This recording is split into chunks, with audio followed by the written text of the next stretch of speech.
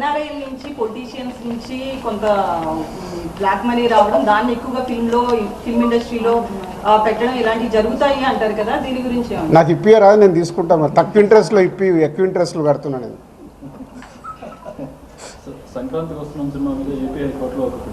అవన్నీ జరుగుతూనే ఉంటాయి. ఎంతసేపు నెగిటివ్ పాజిటివ్ మాట్లాడు, అవన్నీ ప్రాసెస్లో జరుగుతుంటాయి. ఎందుకు వేసారు, ఏది ఆగదుగా, ప్రాసెస్ అది జరుగుతుంది.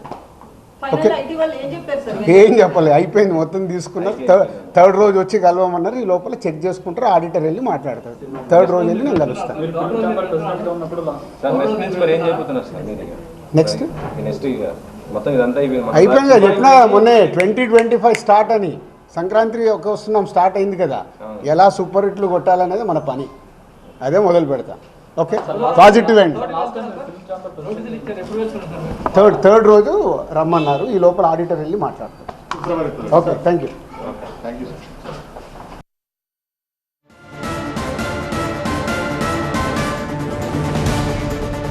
సినీ నిర్మాణంలో ఉన్నందుకు, వ్యాపారాలు చేస్తున్నందుకు ఇలాంటి రేట్స్ సర్వసాధారణమని చెప్తున్నారు. తనిఖీల తర్వాత ఐటీ అధికారులే ఆశ్చర్యపోయారు. డీటెయిల్స్ అన్ని కూడా చూసి అంటున్నారు దిల్ రాజు.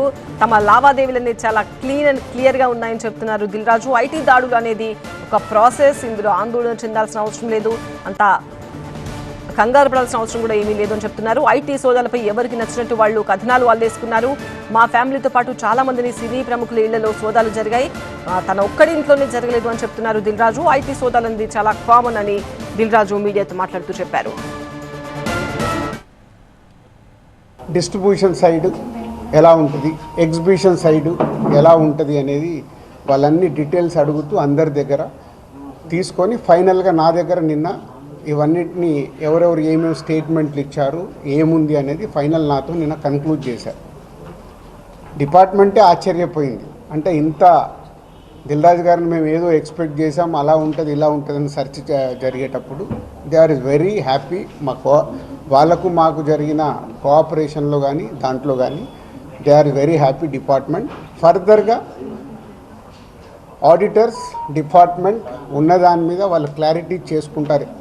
అన్ని బుక్స్ ఆఫ్ అకౌంట్స్ కరెక్ట్గా ఉన్నాయా, ఇవేమున్నాయి లాస్ట్ 5 years అని, అవన్నీ వాళ్ళు చేసుకొని కన్క్లూడ్ చేస్తారు.